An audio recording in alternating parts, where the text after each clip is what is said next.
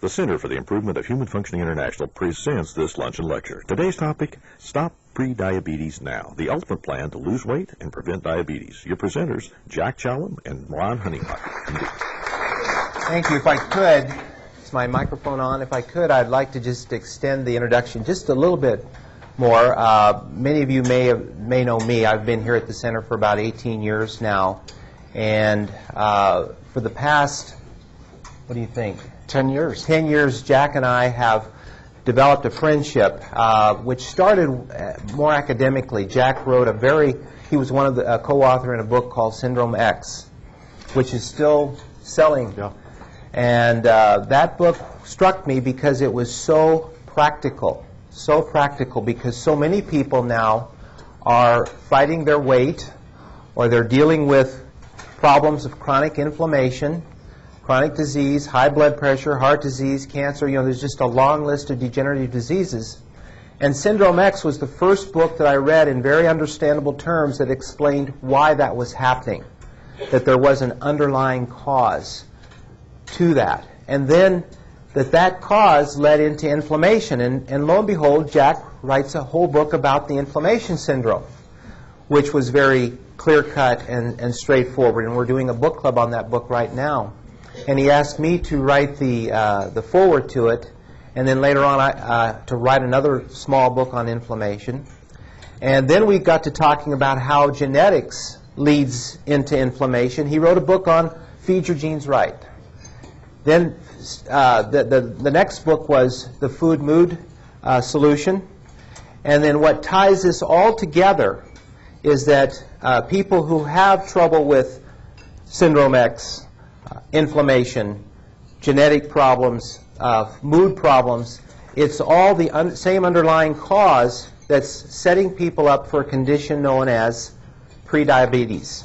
Now, how many of you in the room here have heard about prediabetes and suspect that you have prediabetes yourself? Or you're not sure? Okay. What we're going to be doing today, what Jack and I are going to do, is kind of go through some slides.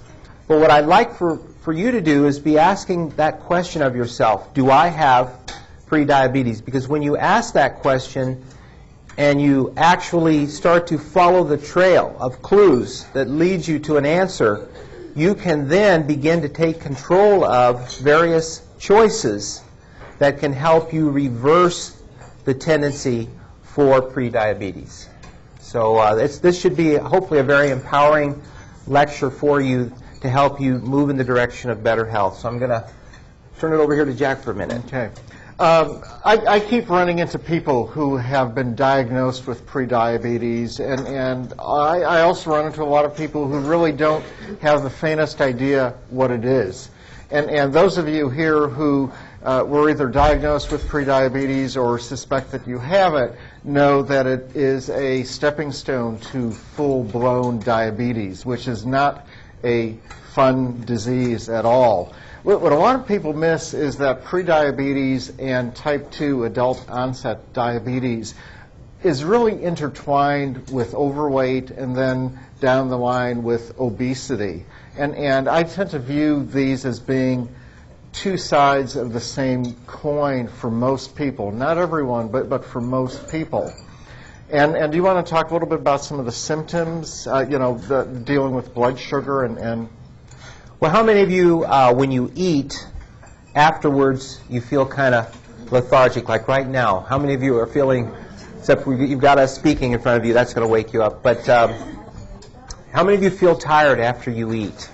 Or maybe 2 or 3 hours in the middle of the afternoon you have that sinking feeling, get a little bit fuzzy in your thought process, maybe a little headachy, really crave something sweet, thinks it's time for a coffee break or a soda break. Those can be early warning signs. Or how many of you have heard the term hypoglycemia? And you'll say, okay, I'm hypoglycemic. Did you know that that's a symptom of prediabetes? Feeling tired, having high cholesterol readings or high blood pressure readings. How many of you know what furniture disease is? That's where your chest is dropped into your drawers. And that's that gaining weight around the middle. And that is a sign of prediabetes as well. Yeah. And from a clinical standpoint, the two things that really characterize prediabetes is this elevation in blood sugar. It normally goes up after you eat a meal, but it's really when it goes up too high, or when you wake up in the morning and your fasting blood sugar is too high. And at the same time, what a lot of physicians don't look at, they do here at the center, is fasting insulin. And insulin is supposed to help the body deal with that elevated blood sugar, but as prediabetes progresses, that insulin becomes less efficient in doing its job. So both, as the condition progresses, both blood sugar and insulin go up. They stay up overnight when you're sleeping. A lot of people wake up in the morning, they're not hungry, and that's often a sign of elevated blood sugar and this sort of pre-diabetic state. And people compound that because they say, oh, I'm not hungry for breakfast, so I'll skip breakfast, I'll just wait till lunch. And unless these issues are dealt with, they inevitably lead to type 2 diabetes surprisingly quickly, within about 5 or 6 years in many, many cases from the time of diagnosis of prediabetes. The other part about this is that when you have prediabetes, what you've really got is a blood sugar control problem. Your insulin receptors are not responding properly.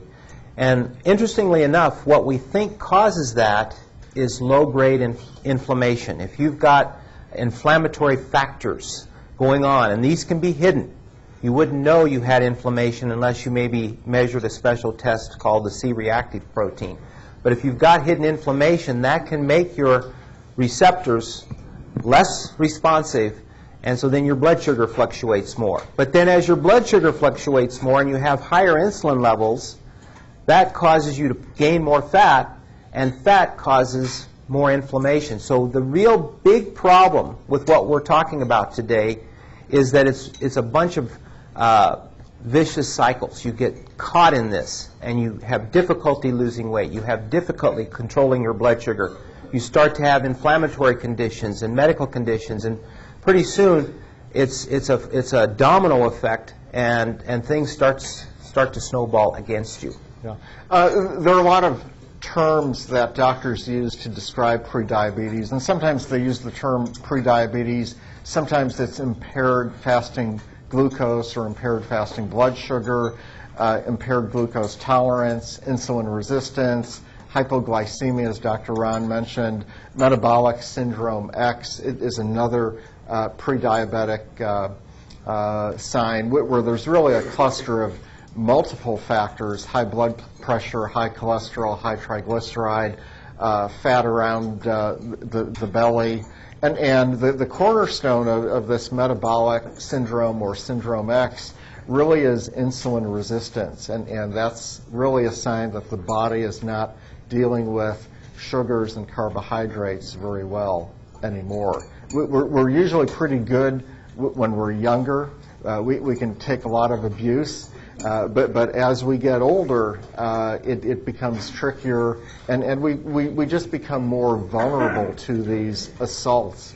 Part of the reason that the American Diabetic Association came up with the term prediabetes, because this has only been in the last few years that we've had this term, and it specifically refers to a fasting blood sugar level over 99 and less than 126.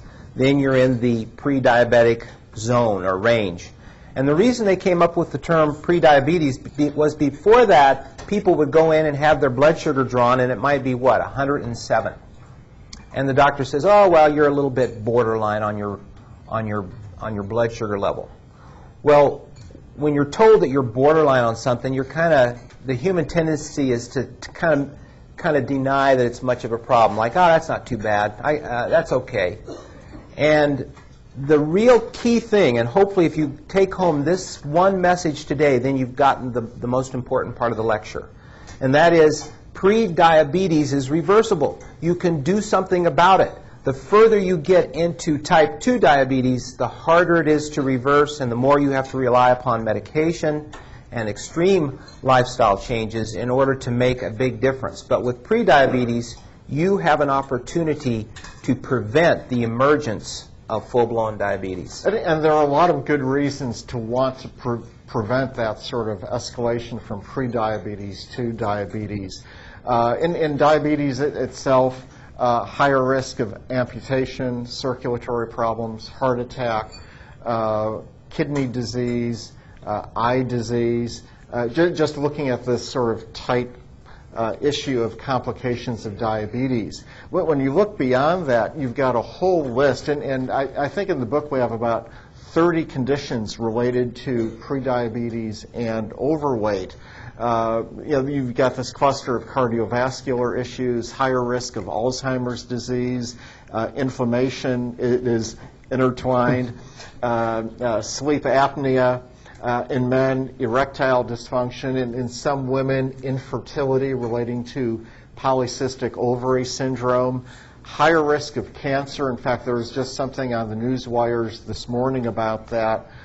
Mood swings, and I went into this a lot in my previous book, the food mood solution. People's moods tend to track with their blood sugar levels. So when blood sugar is climbing, most people feel pretty good and contented, and they just want to take a nap.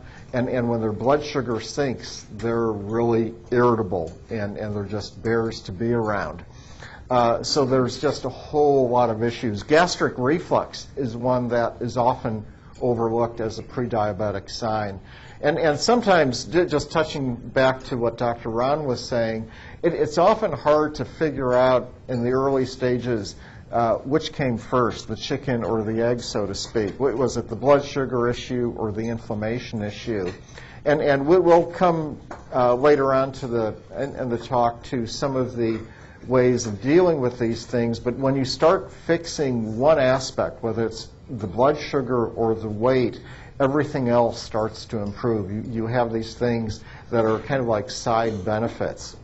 As you look over this list, for every one of these things, I mean, I was just looking through here, every one of these things, there's a medication that you can take that will treat the symptoms. But what to me, the real excitement about knowing whether or not you are pre-diabetic, and hopefully you will really have a sense for that when we're done speaking, is that this is a way to get at an underlying cause, a fundamental underlying cause of many diseases now that are affecting Western civilization. And if you can correct that underlying cause, you might be able to reduce your risk of the illness. If you already have the illness, you might be able to moderate the severity of it, reduce your medication, simply because you're actually treating the cause rather than just treating the symptoms, and that's very important. We touched on some of the early signs, and I'd like to see some hands go up with how many people feel tired about 30 minutes or an hour after eating lunch? Okay. Is that a pre-diabetic sign? Yeah. Okay. Abdominal obesity. It's the sort of test you can do at home standing in front of the mirror. Mood swings. Sugar cravings and carbohydrate cravings are a big indicator. People the carboholics. Yeah. And then, as I mentioned, the people who tend to skip breakfast. And I used to be a breakfast skipper, and I mentioned this to a nutritional doc about 30 years ago, and he just said, you know, if you don't eat breakfast in 30 years, you'll be diabetic. And he was right. 10 years ago, I was pre-diabetic, and we'll come back to that. And what I learned about 10 or so years ago was to really make a point of eating a quality breakfast. And for me, it's usually sauteed veggies with scrambled eggs, some fresh fruit on the side, and the protein component for breakfast is very crucial. A lot of people take a look at these symptoms and tend to kind of brush them off as relating to stress, or everyone in my family likes sugar, or he or she's just irritable, or this is just some love handles. And one of the things that we want you to kind of come away with is that in the whole realm of diabetes, and if you talk to doctors who care for full-blown diabetics, there's a tendency to deny the illness. Like, somehow my blood sugar's high, but it's really not going to hurt me that much. It'll hurt someone else maybe, but not me.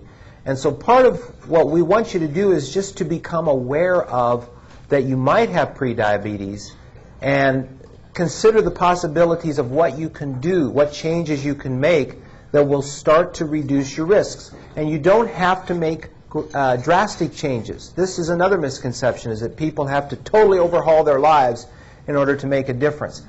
You can see right here, okay, what on this slide tells you what's one simple behavior that everyone in this room could start doing on a regular basis that would begin to reduce your risk of prediabetes and diabetes. Breakfast. I mean, all of us were taught that, but in our modern, fast-paced lives, we've got to go do this, we've got to do that. We're not. People tend to overeat at night, and so they're not hungry in the morning. So maybe take a look at that issue. Start looking at what you can do to improve the quality of your breakfast, and you're already on the path towards better control of prediabetes. Dr. Ron mentioned this earlier. Prediabetes is really a window of opportunity where you can reverse your illness and really improve your health. I mean, and it's something I discovered, something I worked through. When I first came to the center in 1997 and I saw my numbers, I didn't need Dr. Riordan to tell me I was pre-diabetic. I was a health writer, and my first response was, this is embarrassing, because I'm telling people what to do right, and if I can't take care of myself, what right do I have to tell people what to eat, what supplements to take, how to exercise? And if you basically go over the transom into full-blown diabetes, it becomes much more difficult to reverse. You're dealing with an issue that really has to be controlled medically. And often people who get to that point, supplements and diets certainly improve them, but they're more likely going to be wedded to some type of medication for the rest of their life to control their blood sugar. One thing I've observed, I've been here at the center now about 19 years, is that when you try to scare people into taking better care of themselves, guess how well that works? It doesn't work very good. I mean, we could put up here all the worst pictures of advanced diabetes and all the bad things that can happen to you if you don't take care of your blood sugar, and still it doesn't quite connect, because we as humans don't like to deprive ourselves of things just because someone else says that you should. What I think works a lot better, and it kind of goes back a couple slides where it says that prediabetes is an opportunity to improve your health. If you feel fuzzy after lunch, like I used to feel almost all the time, wouldn't it be better if you had more energy after lunch? Wouldn't you like to feel more energetic and clearer in your thinking? Wouldn't you like to be less irritable and have a more stable mood? Wouldn't your spouse like that too? Wouldn't you like to sleep better and lose some of that weight in the middle? These are all opportunities that you can have if you begin to make these small changes. And again, make it a discovery process. Try these things out. See what happens if you eat a protein-rich breakfast for 5 days in a row. Do a little experiment. See how your mornings go, how your days go, what else you're able to get done. As you make these discoveries, then step by step, you take yourselves into a better quality of life. Not because you're avoiding the terrible things of diabetes, but because you want to be better. You want to have more optimal health. I actually have a confession to make. And in the 1980s, this was roughly 10 years or so before my official diagnosis of prediabetes, I was working in an office building, and almost every day after lunch, I'd go up to my office. I had a private office, one of these solid oak doors that you couldn't even drive through. And I'd lock the door and I would take a nap. And no one knew I was doing this except my wife, who I filled in one day. And this was part of the denial issue. This was part of the hiding issue, almost kind of like how an alcoholic hides the alcoholism. You just learn ways to keep other people from discovering it. And in this case, when someone happened to knock on my door, I jump up and try to look real perky. But basically, they woke me up from a very deep nap. Yeah. Nothing wrong with taking naps, by the way, and it may be an actually good habit. But if it's one of those things to where it doesn't really perk you up right away, or it seems to be a consistent kind of pattern, then you use these symptoms as a guide to the behavioral changes that you need to be making. Even though we're not trying to scare people, I think some of the numbers really convey the scale of this epidemic.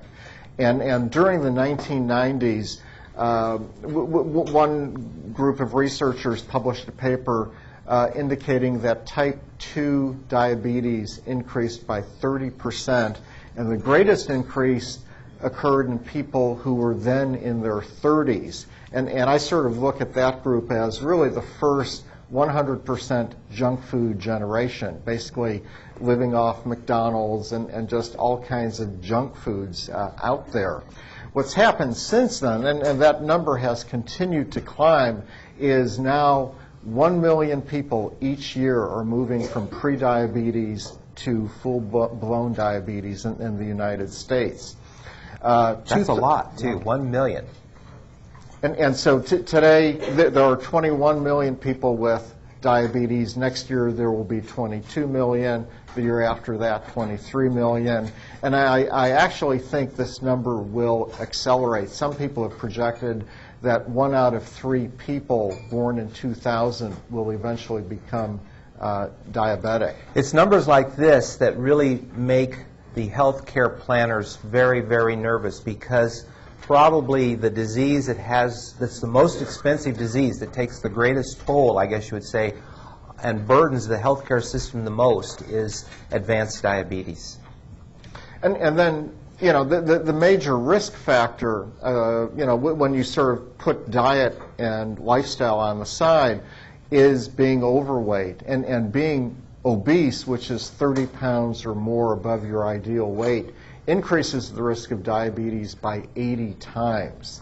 And both conditions together just, you know, just think back to that slide earlier of all these other diseases that are impacted by blood sugar, where elevated blood sugar and overweight either are the cause of these issues or a major contributing factor, or if they're not a cause, they exacerbate the situation. Most cancer patients have some form of prediabetes, and it's usually described as impaired glucose tolerance. And it's for a variety of reasons. It may be because of the same nutrition that caused the prediabetes also led to the cancer over a 30-year period. It could be a consequence of the cancer therapies as well. Yeah, and basically what I'm wanting people to see is that they don't have to be afraid of this. They need to just be willing to take a look at it and be willing to see what they can do that makes a difference in their own lives. Because you can't really make someone else change. There's an old definition of insanity. Insanity is doing the same thing you've always done and expecting things to change, or expecting a difference. And what we're having people take a look at is the day-to-day stuff, like breakfast, whether or not you eat a good quality breakfast, and seeing if you can begin to shift that, nudge that, and see if that shift doesn't begin to improve how you feel. And then if you go to your doctor, what you'll see is an improvement in the numbers, an improvement in these numbers, rather than letting the numbers continue to slide until the doctor feels obliged to put you on the statin, the hypertensive medicine, the various medicines that go along with the complications of this disease. We sort of touched on some of these things earlier, but blood sugar, also known as blood glucose, is really the main fuel of the body and the brain. And the body can use other fuels. It can certainly use fat. It can convert some protein to fuel. High levels of blood sugar generate a lot of these harmful molecules called free radicals. And most of the researchers think this free radical damage accounts for a lot of the complications of diabetes. Insulin is the hormone that is supposed to push down blood sugar. And in normal people, healthy people, it does do a good job at that. When your insulin levels are elevated, insulin basically is an anabolic hormone. And one of its functions is to make muscle. But in this pre-diabetic state, there is a biological switch that basically turns off the production of new muscle and instead leads to the production of new fat. And most of that fat accumulates around the belly. Big rear end may not look any better than a big belly, but the big rear end is not associated with prediabetes or diabetes. It's really the belly fat. And then insulin increases the risk of cancer, heart disease. Has really been a surge of research along this line over the last few years. Insulin resistance also causes, I'm going to give you a new word to take home, sarcopenia. Sarco stands for muscle, penia stands for a lack thereof. And as people get older and they become more insulin resistant and they gain more weight, a lot of the weight that they're gaining is fat, but at the same time they're losing muscle. They feel weaker, they feel tireder, they run out of energy quicker, and they have greater trouble losing weight because it's the muscle that burns the fat. And so when you can't get your amino acids into your muscle cells because of the insulin resistance, you can't maintain a good muscle mass. And so once again, it's a vicious cycle, and one thing leads to another. And the insulin resistance forms because the body's cells stop responding to the normal function of the insulin. It's kind of like there's so much insulin, the cells just start to ignore it, and that's why the blood sugar levels start creeping up. And that can really happen at any time in life. One of the sort of sub-epidemics now is there are a lot of teenagers who are seriously overweight and are now being diagnosed with type 2 adult onset diabetes, which 20 years ago was unheard of in children. The risk at that time was type 1 diabetes, and now there are 8-year-olds, 9-year-olds being diagnosed with what people at age 60 used to be diagnosed with. Yeah.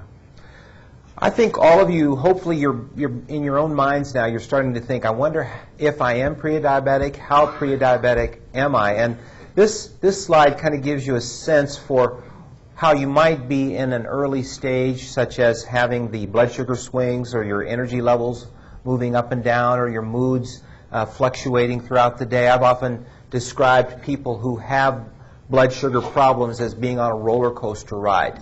And when their blood sugar is low, they're going for the caffeinated beverages and the carbs in order to get it back up again. And then when they hit the top of the roller coaster, they may feel a little bit better, but there's some research now that when your blood sugar is really high, it inhibits a hormone that normally maintains alertness. So high blood sugar can also cause drowsiness, and actually it's a more common cause for why people feel tired after they eat. But it's a symptom of this dysglycemia, where your blood sugar regulation mechanisms are kind of out of whack, and you just don't feel very good. And if you were to go ahead and measure an insulin level, and this is something that not a lot of doctors do, but it's something that you can do, is do a fasting insulin level, and if it's starting to be higher than 10, or really anything over 6 or 7, you should start to get wondering whether or not you're entering into a pre-diabetic stage. This is what I call the too much, too many syndrome. And this is really dealing with the dietary setup for prediabetes, overweight, full-blown diabetes, and obesity. Too many calories, too many refined sugars, and what I tend to call sugar-like carbohydrates. And they're absorbed so rapidly that their ultimate effect in the body is like that of pure sugar. Blood sugar just shoots up way high, and the body tries to respond with insulin to bring down that blood sugar level. Too many junky oils and fats. And high on my list are things like corn oil and soybean oil, which are also involved in the inflammatory process. And these tend to smother the good, healthier oils like the omega-3s, which you find in fish and flax and leafy green vegetables. And then trans fats are often overlooked as a contributor to prediabetes and diabetes and overweight. But there's research going back to 1982 showing that trans fats alter how the body processes other fats that we consume. And I think the increased cardiovascular risk that comes with trans fats is just one sign of it. But there was a study at Wake Forest University published just a couple of months ago, and was a primate study. So they were dealing with animals that have some biological similarity with people. And they fed them essentially the same two diets over a 7-year period, with the only difference being one diet had soybean oil and trans fats, and the other diet had olive oil. And the trans fat fed animals gained about 6 or 7 times the weight compared to the animals consuming the olive oil in their diet. I'm going to give you all a new behavior that you can start to practice when you leave here. And that behavior is whenever you see a packaged food that says 0 trans fats on it, you know, most foods you don't have to advertise that. But the reason you're seeing that on more packages is because the government has allowed a legal lie. And that legal lie is that if they can have less than 1/2 gram of trans fats in their product per serving, they can put on the front of the package 0 trans fats. You know how you can tell when someone's lying? You know, they make a big deal of it, and you say, I wonder. So when you see 0 trans fats, turn the package over and read the label and see whether or not you see the words partially hydrogenated. And if you do, then you know there's trans fats in that package, and that you should be very careful that you don't stack several servings in a row, because then you will exceed the safe limit of trans fats in your diet. Your story about lying really reminds me of the line from Shakespeare, "The lady doth protest too much."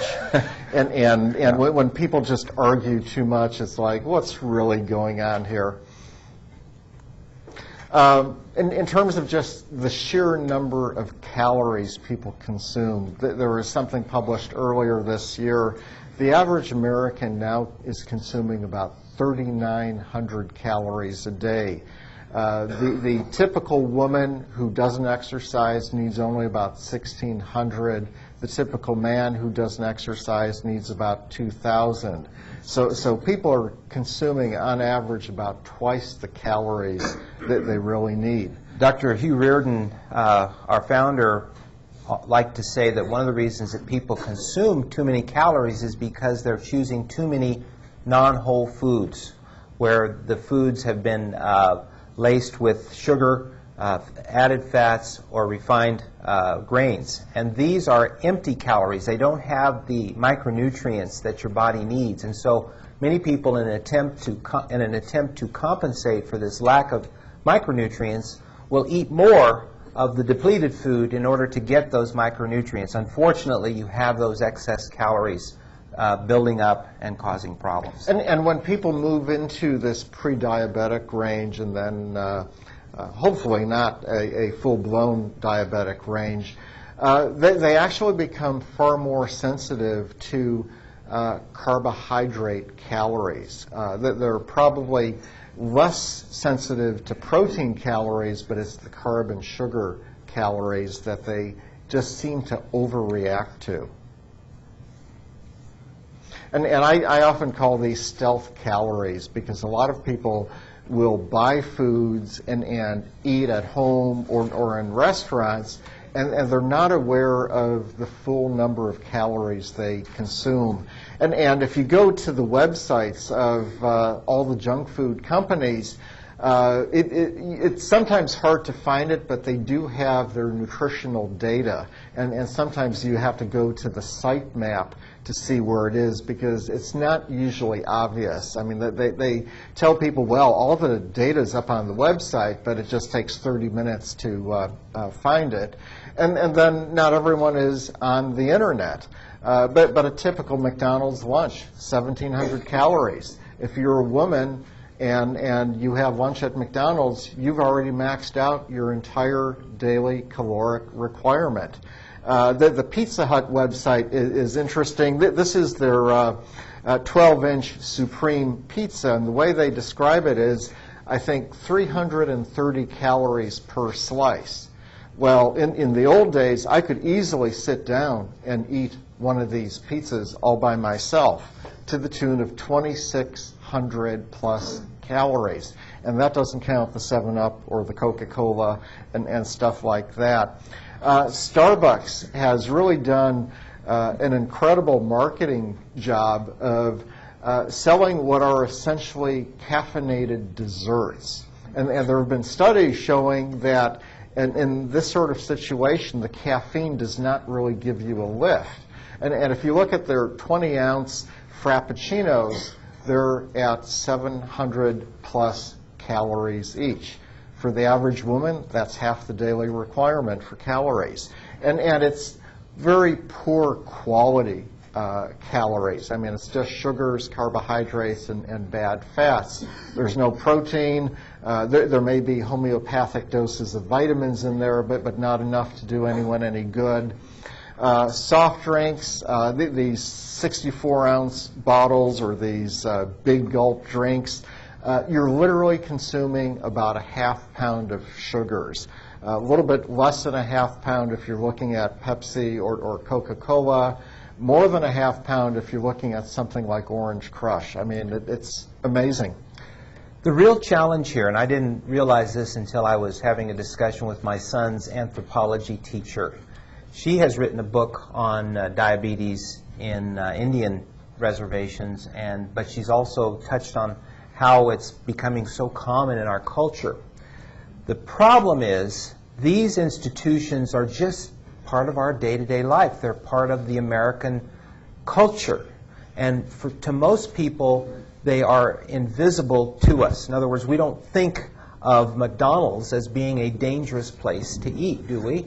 We would say, hey, that's Ronald McDonald. He's fun. We're going to get a prize, and all these good things are going to happen. It's like fun food. So our culture has not yet, now I think elements of it are, probably all of you here today, you're here for a reason. You are counter-revolutionaries. We're actually in the process of trying to wake our culture up to what's happening to the way we eat. That this is not at all the way our ancestors eat. We did not find Big Macs and chicken nuggets, growing on trees, or whatever. Our ancestors were not involved in this type of food. And so we have to be a generation of people who are willing to look at what's happened to our eating culture and start to make some changes. That's what we think is necessary, is more awareness and little changes, but that begins by looking at these kind of numbers.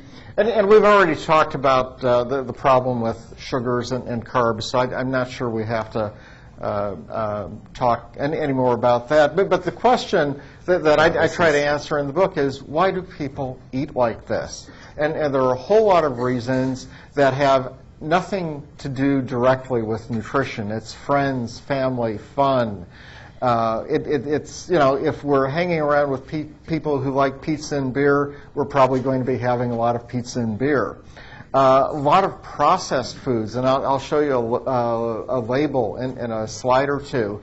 They often sabotage our best intentions, and it's so important to read the fine print. And then these frequent blood sugar swings, when you're on the downward slope of the swing, that's when you get hungry. And if you basically start with a quality breakfast, your blood sugar will be steady for probably 4, 5, maybe even 6 hours.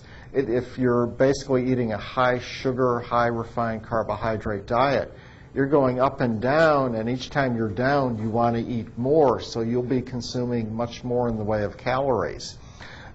Food addictions are very powerful. You sort of hinted at this earlier. And a lot of this comes back to cravings for sugary foods and carb-rich foods. And a lot of people, and I think it was Dr. Riordan who first said this to me, a lot of people overeat because they want more energy and they think that's the way to do it. But it usually has the opposite effect. It tends to make people more tired rather than more energized. The real key to all this, two things. Planning, well, I'm going to say first education and then planning. You have to know what's going on, and that's what you're learning about today.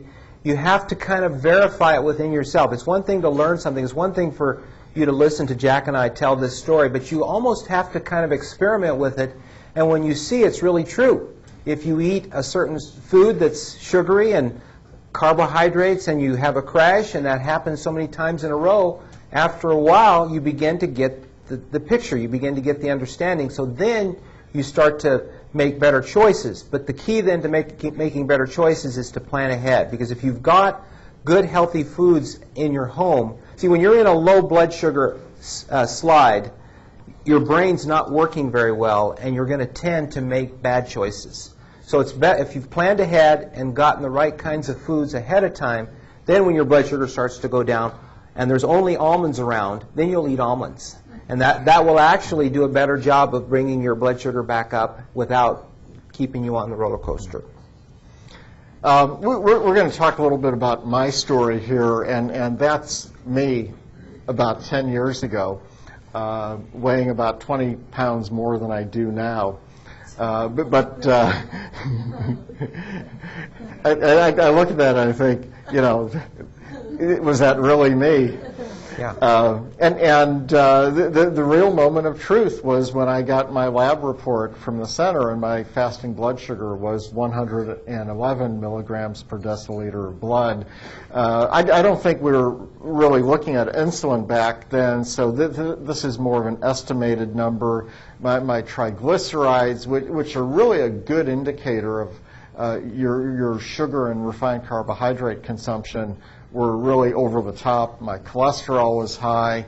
My waist was 4 inches bigger than it is now. And something that I didn't immediately connect, my eye doctor did my intraocular eye pressure and was 21 in one eye and 22 in the other eye. And I knew that was going someplace that wasn't good in terms of glaucoma.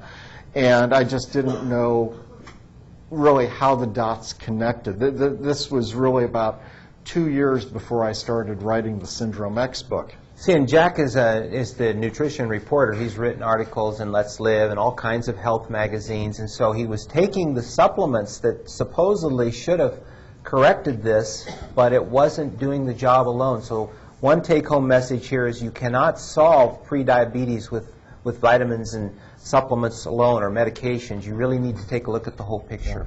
And anyway, the first time here, basically I was low in most of the nutrients involved in glucose tolerance and insulin function, and high in iron, which is associated with a greater risk of diabetes and heart disease. And basically what I first started to do was shuffle my supplements around, and then it took me a couple years to really start to tackle my eating habits. And these are some of the results from April. Basically, everything's now in the normal range. My iron is actually 1/4 of what it was 10 years ago, which I'm very, very happy about, because for men, that's a major risk factor. And then just a comparison of some of the non-nutrient numbers. Blood sugar is in the low 80s. My fasting insulin is under 5, which is really better than normal. Triglyceride is way down. Cholesterol's down. I actually lost 20 pounds in 1999 by just stopping eating pasta. And I didn't do that with any intention of losing weight. But basically I was consuming all of this starch and I wasn't exercising. I was your classic couch potato, working at my desk. After dinner I'd be stretched out on the sofa. And probably the most exercise I had was opening and closing the door of my pickup truck. Once again, if you can measure some of these things on your own system and look at the numbers, what the numbers will do is kind of help you wake up to where you are, because you may have an idea that you're pre-diabetic, but if you actually look at the numbers, then and they're out of range, then they become a motivation for you to change and then to see the numbers improve, like Jack's had. Yeah, the testing really gives you a reference point, so you know whether from that point on you're getting better, worse, staying the same. Blood sugar is obviously good to do. You know, most doctors are just concerned that you're not diabetic, but you can also use gradations of the blood sugar to see how well you're controlling your overall blood sugar. So normal would be 99. You know, you're not pre-diabetic if you're 99, but that should be a hint to you that you're pre-diabetic, as I told one patient recently. So fasting insulin is less commonly ordered by doctors, but it's another way of helping you get an idea of whether or not you've got insulin resistance. If you've got insulin resistance, you can expect your insulin is going to be higher. Fasting insulin is often your early warning radar that, you know, the enemy, diabetes, is flying your way. And what the studies have shown is that the insulin is often elevated 10 to 15 years before the diagnosis of diabetes. And I would just guess that it's probably elevated up to 20 years before the diagnosis of prediabetes. It's just a guess on my part, but when you look at the trends, it does, they do seem to support that. I'm going to put a plug in for the hemoglobin A1C, or the glycated or glycosylated hemoglobin. There's a number of different names. This is a test you can do even if you're not fasting. A lot of people go see their doctor and they didn't fast, and so the doctor wants them to come back later and they don't have time. But if you can do this at any point in time, and it'll give you an average of the last 2.5 months of what your blood sugar has been. And the reason the hemoglobin becomes glycosylated, as you have higher blood sugar levels, you get more of that free radical damage that Jack was talking about that high blood sugar does. And it literally makes your hemoglobin molecules stiffer. Your whole body gets stiffer due to excessive free radical exposure from high blood sugar readings. And so when your glycosylated hemoglobin is higher, it gives you a sense of what's going on inside your body.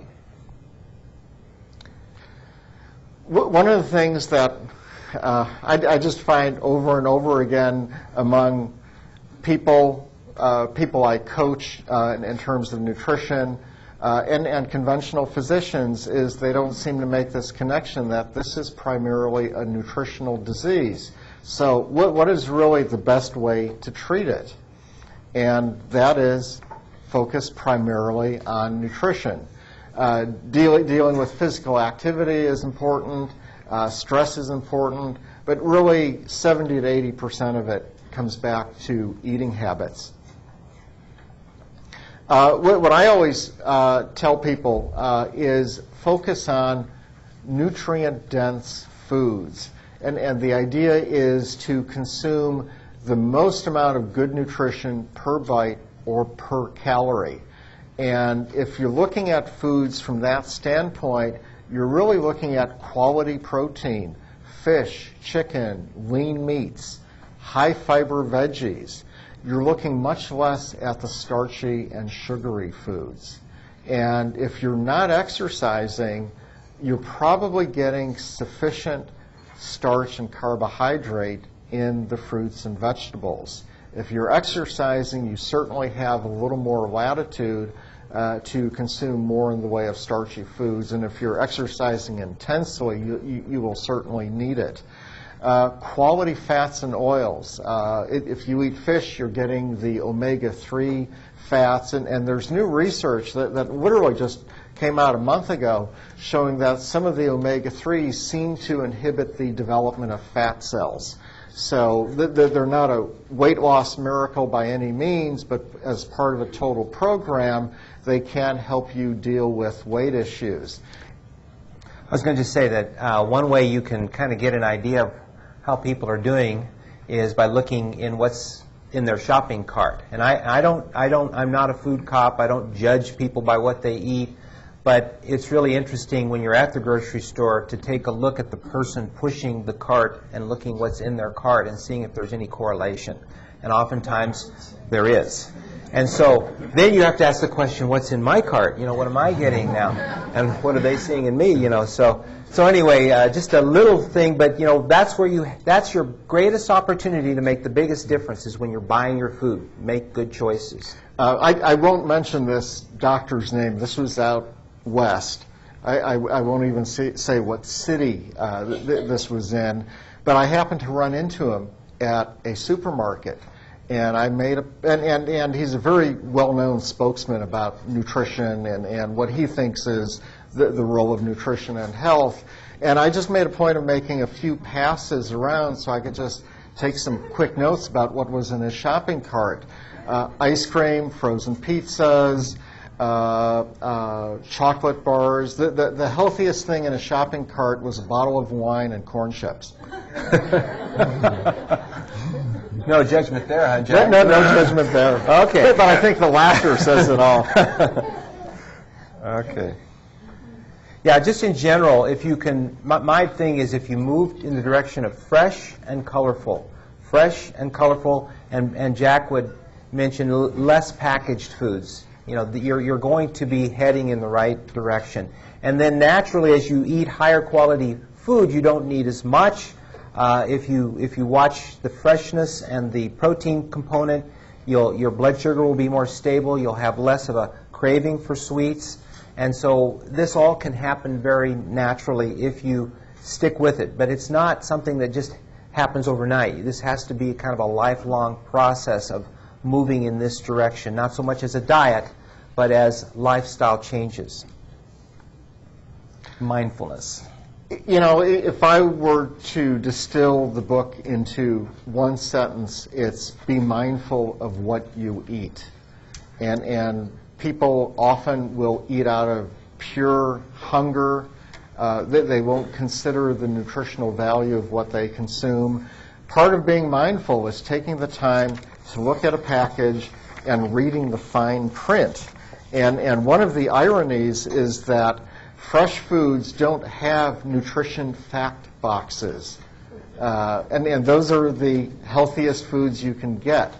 If it's in a box, bag, can, bottle, or jar, it's going to have this sort of nutrition fact box. And on that box, here's one example. There are 5 different types of sugar, plus partially hydrogenated vegetable oils. And it says zero trans fat, like I said, even though this is a trans fat, yeah. the legal lie. And it's saying 0 trans fats per serving. And but most people nowadays will eat the equivalent of several servings in one sitting. Some helpful supplements, and you can find these upstairs. You can find them at health food stores. And these have been shown in numerous studies to improve insulin function and blood sugar. Alpha-lipoic acid, chromium. I tend to favor the niacin-bound or the picolinate forms of chromium. Biotin is a B vitamin that most people have not even heard of, but it turns on a lot of genes involved in regulating insulin and how the body deals with fats. And I think the recommended daily allowance is like 30 micrograms, but clinically people can go up to literally thousands of times that amount without any harmful effects. The omega-3 fish oils, either in capsule or just eating cold water fish like salmon, sardines, things of that sort. Silymarin is a wonderful herb. There have been 2 good clinical studies on its benefits. And vitamin D, this is turning into one of your favorite supplements. Now, vitamin D is anti-inflammatory, so if you can reduce inflammation, you're going to improve insulin sensitivity, and then it also boosts your immune system. It improves your mood. It helps you with the mood eating that a lot of people find themselves into, or stress eating, and so it does prevent cancer. This last slide here, we've got a couple more slides, but I think we're going to just make this our last slide so that we can finish up for some questions. Here at the center, we believe in measuring nutrient levels because then you can find out what you need. Each person's need for nutrients is different, and that's why what works for one person may not work for another. You can tailor your dosages. You can do follow-up studies to make sure you're absorbing what you're taking, and it just individualizes it and enhances the success with which it can be utilized. The last two slides really just go into the importance of physical activity, not to underestimate that, and the importance of controlling stress. But if you don't handle the nutrition, none of those other things is going to work as well. Supplements are not going to work as well.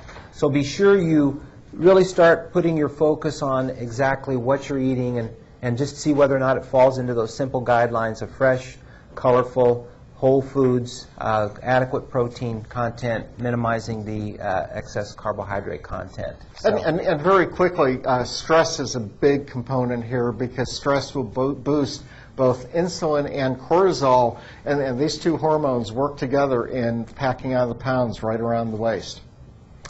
So I think with that, well, let's go ahead and take a few questions and see what kind of questions people have. Got the microphones. If you can bring a microphone up front here, Bob. Yeah. This lady right here. Yes, ma'am. I thought vitamin D was fat in the fat, could be in the fat. Yeah, vitamin D is a fat-soluble vitamin. So don't you have to be careful with it? That's what you're always taught in, the basic nutrition classes. But I was just at a conference in Toronto where they were looking at what is the, they're treating it like a drug. And they're saying, okay, at what level do we start to see side effects like alterations in serum calcium or symptoms of excess. And they were up to 40,000 units a day without any adverse effects. And so what we're finding now is that most people have been underdosed with vitamin D, and there's a whole osteoporosis epidemic. It reduces your risk of cancer. A whole lot of things about vitamin D, but we won't go there. My question is to Jack. The reduction in your eye pressure down to 10/10, was that accomplished strictly through your diet, or did you take some kind of eye drops or eye medication? I think it was a combination of diet, supplements, exercise. I do have a friend, he's a psychiatrist, 90 years old. About 5-6 years ago, he mentioned that his eye pressure was very high. And I suggested that he take lipoic acid, which helps with blood sugar. And when he went back to his doctor, his pressure had gone down substantially, and his eye doctor fessed up that, I didn't want to tell you how bad your eye pressure really was. And he's been taking a lot of vitamins for a lot of years. He watches his diet, but the alpha lipoic acid, which I think was the first in the list of supplements, was the one thing he changed after we talked about this. Thank you. Yeah, basically, I just wanted to ask you, when you were saying, you mentioned type 2 up there, which I'm thinking you mean full-blown diabetes with all the complications thereof, but when you say prediabetes, do you mean is that type 1 diabetes? And one of the questions kind of after that is, the person who was having pre-diabetes, I think yourself there, did you say you move all the way back from that? Did you not in danger of that and you don't have it now? So that's kind of like two questions. Type 1 is a totally different condition that is really kind of an immune response that attacks the pancreas. Most of your kids that get diabetes and require insulin shots, that's type 1 diabetes. And they used to call type 2 diabetes adult onset, but now we have all these kids that are developing type 2 diabetes due to insulin resistance. The insulin is no longer working. The preceding program was presented by the Center for the Improvement of Human Functioning International in the Bright Spot for Health Lunch and Lecture Series. To inquire about additional health-related information available on DVD, audio CD, VHS, or audio cassette, simply call 316-682-3100 or drop by 3100 North Hillside in Wichita, Kansas. To discover more about the center and what we have to offer, be sure and visit us on the web at www.brightspot.org.